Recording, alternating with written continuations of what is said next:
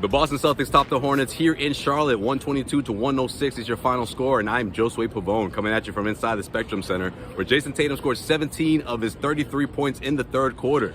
It not only wiped away a 16-point deficit for the Celtics, but it also got other guys going, like Malcolm Brogdon. He finished with 30 points, outscoring the Hornets bench by 10 points. As the Celtics cruise to a victory, it's their 6th in a row. And if you ask Joe Mazzulla, if the Celtics found themselves in this situation 1 month ago, this is probably an L. Now, Jayson Tatum didn't agree with that assessment, but he did agree with his head coach saying that it's a sign of maturity.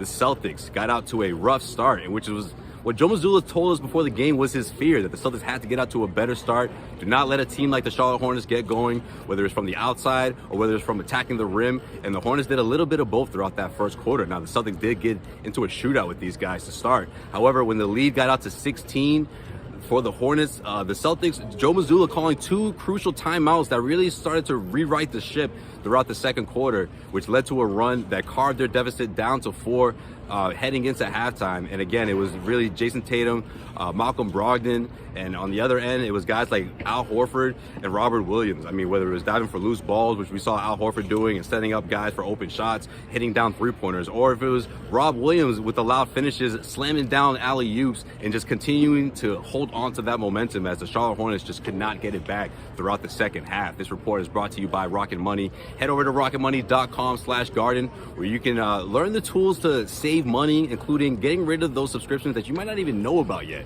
It's gonna save you hundreds of dollars. Head over to rocketmoney.com/garden. That's rocketmoney.com/garden. This report out in Charlotte is also brought to you by Athletic Greens. Take care of your health. It takes 1 scoop of water every single day to get the vitamins and the probiotic, things that you need to take care of your health. And you can do it daily by heading to athleticgreens.com/garden. They'll give you a year's supply of vitamin D. They'll give you also 5 free travel packs when you sign up, just for watching the Garden Report, and of course, just for supporting CLNS Media. That's athleticgreens.com/garden. The Celtics starting to start the second half of the season on the right foot. I mean, whether it was getting rid of that big deficit or making the right plays that Joe Mazzulla says is what led to a humongous third quarter from Jayson Tatum. I mean, he did score 17, and if you ask him, it wasn't as much as the Celtics team trying to get him going, but Jayson Tatum has found ways to get himself going by reading opposing defenses and knowing where the weak spots are. And even though it did take him a bit up until the third quarter, the Celtics, I mean, they're showing those signs of maturity of fixing things on the fly. And of course, their best player in Jayson Tatum playing without Jaylen Brown. It went a long way in this one against the Charlotte Hornets. Now the Celtics will hope to do this again Monday here in Charlotte. They'll be facing the Hornets once again. Joe Mazzulla, I thought, another sign of his maturity, so to speak, right? In terms of him showing guys that, look, if you're not going to get with the program, if you're not going to put forth the type of effort that I want to see on defense, I'm going to pull you. And I thought that he did that by making Sam Hauser an example. Sam Hauser gave up a 3-point play after kind of getting beat throughout his first stint, and Joe Mazzulla wasn't having it. He benched him. It took less than a minute, and to start the fourth quarter, he went with Justin Jackson. Now, I didn't get a chance to ask Coach about that move, but I do think, again, it's a sign of where we are in the season. All right, it's the beginning of the second half.